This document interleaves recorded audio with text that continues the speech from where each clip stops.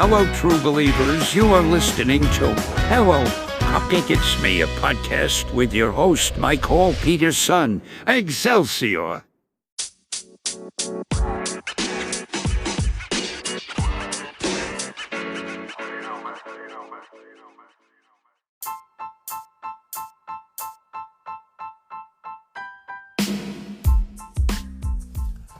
Hey everyone, Michael here with Hello Cupcake, It's Me, a podcast. Today is December 28th, 2023, and thanks for hanging with me.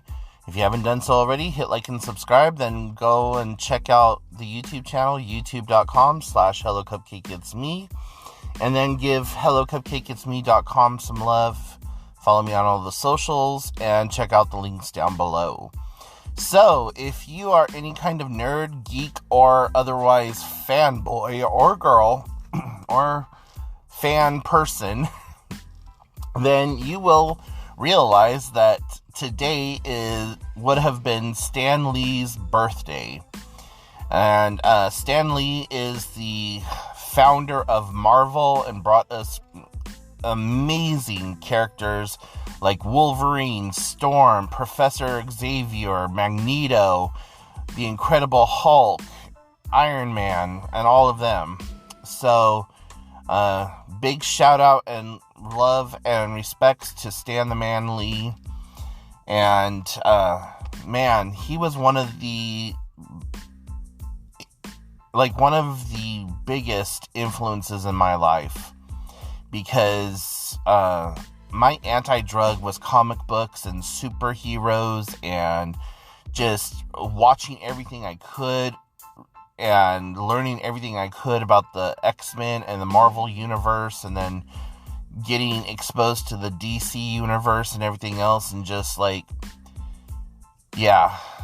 total comic book nerd when it comes to Stan Lee. And so I was playing around with an AI voice generator, and I found Stan Lee as a programmed voice. And so, in tribute to his passing and that his birthday would be today, I had AI create me an intro and outro utilizing his voice likeness. But yeah, so anyways, just a couple of days more, and then we are in 2024, and yeah, that seems so strange. How did y'all fare with your holidays? Mine was very quick and pseudo-quiet. It seemed like I no sooner got over to my sister's house that I was turning around and leaving from her house, and got a few nice presents this year. I got a new pair of Hoka, which I was really desperately in need of. If you don't know what Hoka Oni Oni is, they are an amazing shoe company, and you could check it out at hoka.com.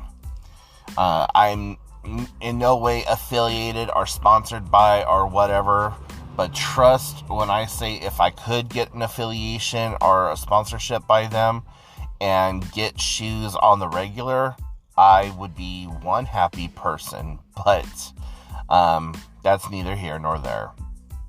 So, yeah, got some new shirts and some new chones and a bottle of Prosecco wine from 2019 that I'm excited as all get out to be able to break into.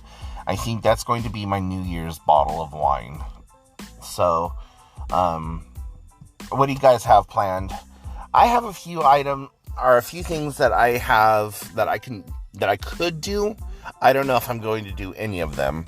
The town next to where I live is having a huge New Year's Eve bash and all that other stuff, and I was thinking about either going to there or going to the bar. And if I do go to the bar, then I don't know if I'm going to count down the clock or any of that other shit, but we'll see what happens. Knowing me, I'm probably just going to stay home and try to keep my cat calm and probably watch Buffy the Vampire Slayer and drink my wine. So, might have to actually go out and grab some snackies and stuff too. But yeah, what are some of your New Year traditions, and what do you hope to change about yourself? Like, what's your New Year's resolution this year? I would love to hear it.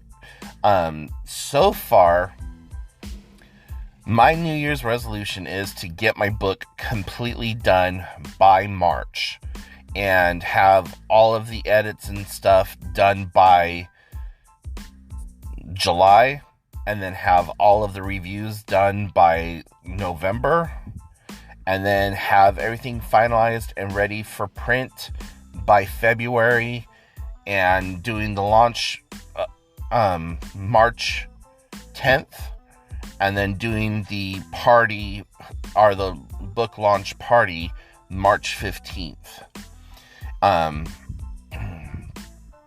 So yeah. And the reason I chose March 10th as my book publish date is because that's my grandmother's birthday. And so my grandmother and I were extremely close, and she was a big part of my life. And a lot of her sagely wisdom and advice and stuff has helped guide me through writing this book. And I know that there's going to be at least a 10-page acknowledgement section, because I plan on acknowledging each and every one of the people that have meant something or has contributed something to me, to my life, and to the writing of this book.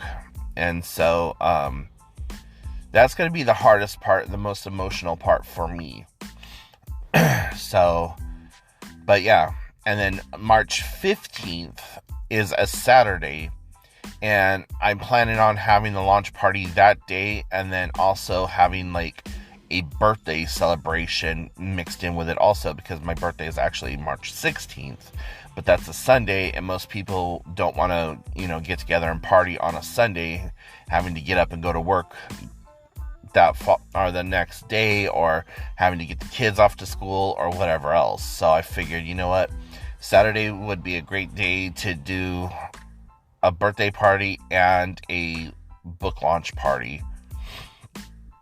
And hopefully I'm going to have at least 10 to 20 copies of the book already printed out, and while doing the party and all that other stuff, I'm going to do book signings and things like that. There's going to be pre-sales. I'm planning on doing the pre-sales in the last part of January, first part of February. So still got a lot of things to work out and figure out and all that other stuff. And I've been watching a lot of YouTube videos by other book publishers, just kind of trying to get an idea of what to do, how to do it, and all that other stuff. And not like first-time publishers, but people who have published multiple books and actually have made a career out of this. I don't plan on making a career out of my authorship. I just want to make sure that I'm doing it right. And so, yeah, there's going to be some serious costs associated, because I am going to self-publish. But yeah, there's a bunch of stuff going on with it. And last night I made the Instagram account for the book known and available, and I'm going to publicly release the author/book website January 1st, and then that starts the countdown for everything that needs to take place in order for me to get stuff published and like the final product. I'm hoping to have the rough draft completely printed out no later than February 20th. so then that way I can get a rough draft copy into the reviewers' hands and have them check it out and see what needs to be done, what doesn't need to be done, if it flows properly, if I've repeated myself too much, and then hopefully have all of that back by April, so then that way I can get the edits and everything taken care of and send it back out to the reviewers by June, and then get everything all sorted, and then start working on getting it published in the last part of the year, like September, October, November. So yeah, a lot of things going on. Education wise, I have already completed 2 classes, and feeling really good about it. And these 2 classes gave me so much freaking information, it's not even funny. The very first class that I took was how to assess mental health apps. And that class really just kind of blew me away, because even though an app has an FDA approval, does not mean that the data used to present that app to the FDA was quality data. It just has to meet certain guidelines, and they are very vague guidelines. And then boom, you have an FDA approved app. And there's 10 to 20,000 mental health apps out there on the marketplace right now. And there were other figures that they put out, the average user opened TikTok 9 to 18 times a day and spent on average 95 minutes using the app. And I was just like, God damn, that's a lot. And then it goes down to say how many users downloaded Instagram, how many people downloaded WhatsApp, Telegram, all the stuff, all the way down to Subway surfers. And it was just like, wow, okay, that's a lot of people utilizing apps. And it also in that class, it teaches you how to identify an app and gives you an information hub where you can go to that hub and you can put in what you're looking for. So it'd be what kind of data privacy will you have? Do you want to own your data? Do you want to be able to share your data? Do you want to be able to delete the data? Do you want it on Android, Apple, or there was one other option there. Do you want to be able to connect with peer counseling? Do you want to be able to connect with cardiologists, whatever, blah, blah, and all the way down to insurance coverage, or how, if it's going to be completely free or partially free, or is there a monthly, yearly premium, so on and so forth, and just all the way right down the row. And it was just wow, okay. So, I know that there are other evaluation sites, but just this site by itself had over 600 apps and over 100 different filter combinations that you could put in there that would bring up the best app for your needs. And I thought that was really cool, and it was talking about how to take that information and bring it into a clinic and start using it clinically. The other class that I took was ethical competencies, or cultural and ethic competencies, and being more culturally aware and sensitive and understanding. And I thought, you know what?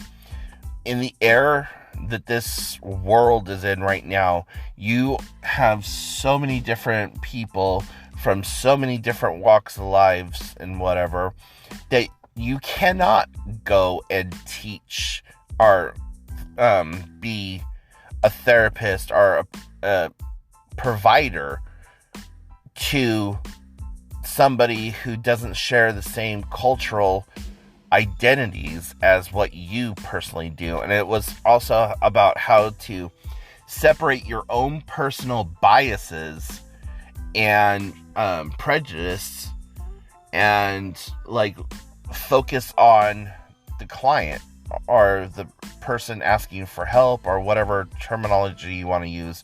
In this case, I'm just going to say client.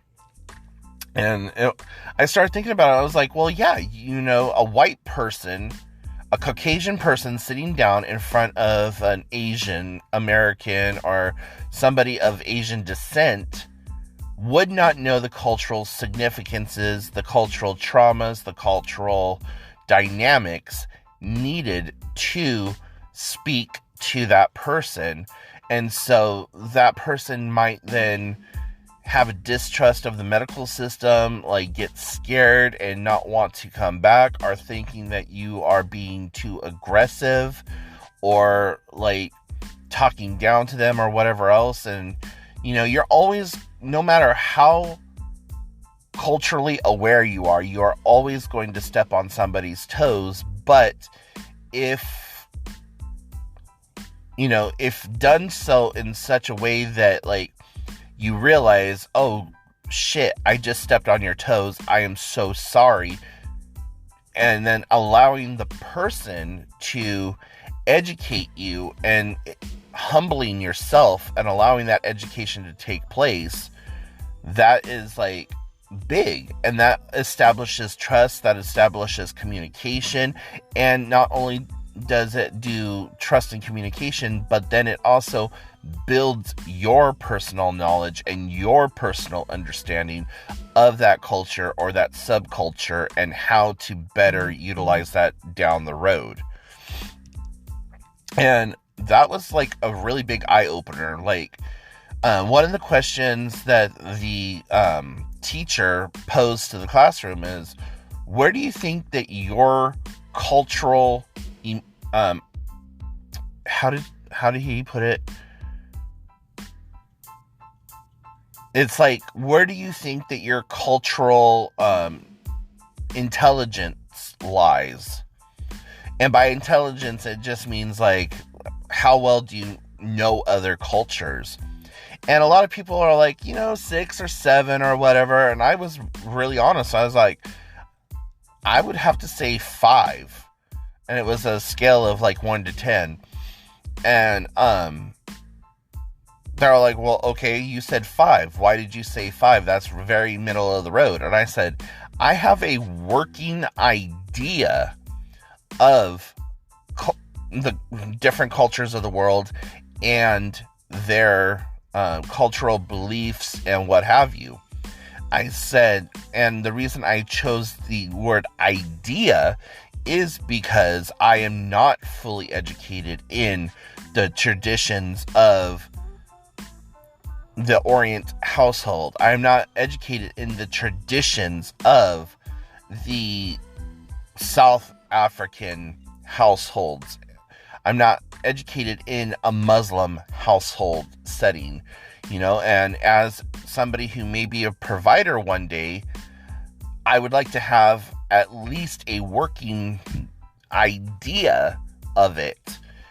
And the teacher said, why do you keep saying idea the way that you do? And I said, well, because when we form beliefs, people will die for their beliefs, and your beliefs never change.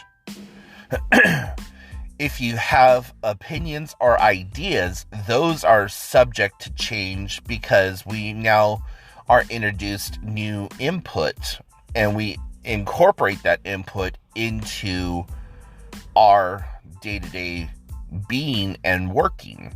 I said, so I never form beliefs, I form ideas and opinions, and then I open myself up to the change and the probability of new input being shown to me.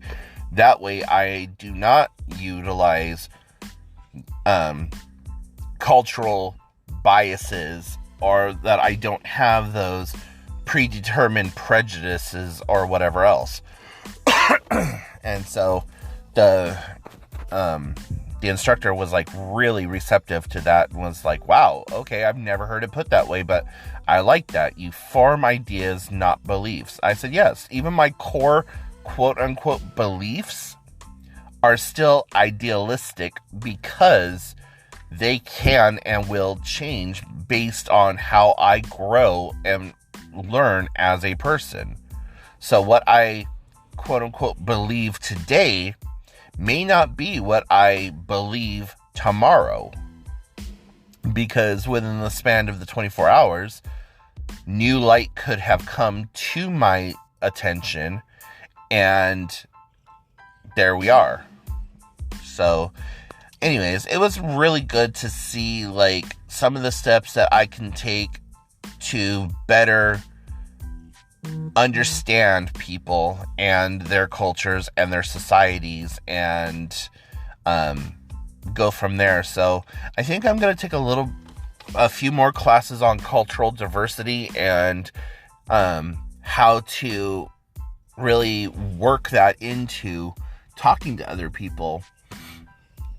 And, eventually, if I ever do decide to work in a clinical atmosphere, then I have all of this knowledge and tool sets, and I'm able to sit down and talk to anyone of any sexual, gender, or race, or religious affiliation. And I've taken a lot of LGBTQ classes, but I've never done an LGBTQ, like, cultural diversity class. And I certainly haven't taken anything on, like, the LGBTQ community as it is today. I have a lot of knowledge and understanding of the LGBTQ community pre-2005, pre-2010, but I don't have like an understanding of today's LGBTQ cultural identities and traumas and whatever else. So I think that like it kind of just lit a fire under my ass to need to be and want to be more understanding of those persons around me, and that just because I culturally find significant XYZ doesn't mean that everyone across the board follows that same template. Like, as a mixed Caucasian, I have certain outlooks on, like, the Native American population, because that is part of my identity. I identify as Native American. I very seldomly identify as Caucasian. So, there's a lot of things that I need to work on myself to better understand myself so that I could better understand someone else as well. And that's really the whole premise of why I'm taking these classes and writing my book, is because in doing so, I am understanding more about myself. And yesterday, while I was taking one of the classes, it seriously unlocked like a whole bunch of memories, and it was like a freaking trauma dump. And I was like, what the hell is this all about? I don't remember this happening, or I don't remember it happening this way. And it was like somebody had recorded every single thing that happened in great detail, almost down to the conversation being had and being replayed to me as a memory. And I was just like, God damn, okay, I'm here for this. I understand. And yeah, maybe I wasn't ready to deal with that before now. And so it was a lot of enlightenment for my own personal self. And I still have to deal with the emotions and the vulnerabilities and the, I'm not going to say trauma, but just the idea that I was placed into those situations, or that I went into those situations, and the very real probability of something catastrophic happening. So anyways, yeah, two more classes under my belt and feeling a lot more knowledgeable and understanding. So anyways, guys, if you listen this far, I really appreciate it, and I'm going to go ahead and wrap it all up. I hope that you have a happy and safe new year, and that your holidays were filled with love and joy and all the above. And I will talk to you all later. Bye, guys.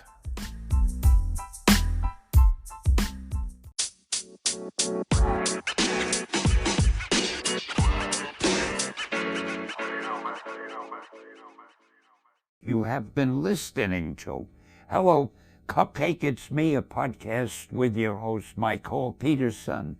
Tune in again next time. Excelsior.